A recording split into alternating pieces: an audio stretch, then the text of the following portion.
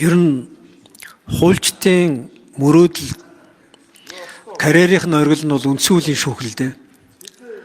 За үндсэн хуулийн шүүхэд шүүгч хийн гэдэг бол хүн болгоны мөрөөдөд өгдөг ажил биш.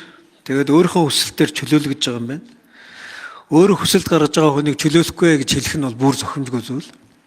Тийм учраас бид бүгд бол ингээд ер нь бол чөлөөлөд гаргасан нь бол зөв баг.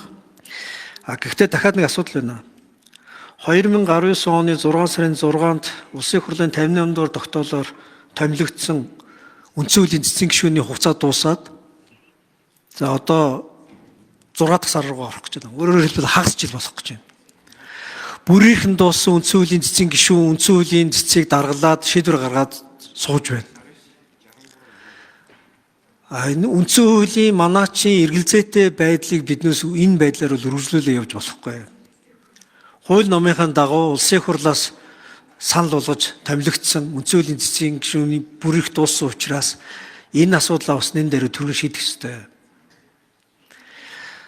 Ер нь улсын их хурл өөрөө хурдтай ажиллахгүй байгаагаас шалтгаалаад олон нийтэд эргэлзээтэй харал төрүүлэхүүц албан тушаалын бүр эрхийн эргэлзээ үүсгэж байна. Үндсэн хуулийн цэцгийн хугацаа дууссан албан тушаалд нь хэзээ оруулж ирэх вэ? Нэн дээр энийг шийдэх хэрэгтэй байна. Өөрийнхөө өсөлтөг өгсөн хүнийг бас нэн дээр шийдээ явуулчаа. Өөр хэлэх юм алга. За ойлголоо. Тэгээд хугацаа дууссан цэцгийн гишүүдийг хуулийн хугацаанд нь оруулж ирнэ. Тий одоо дууссан байгаа тий. Оруулж ирнэ.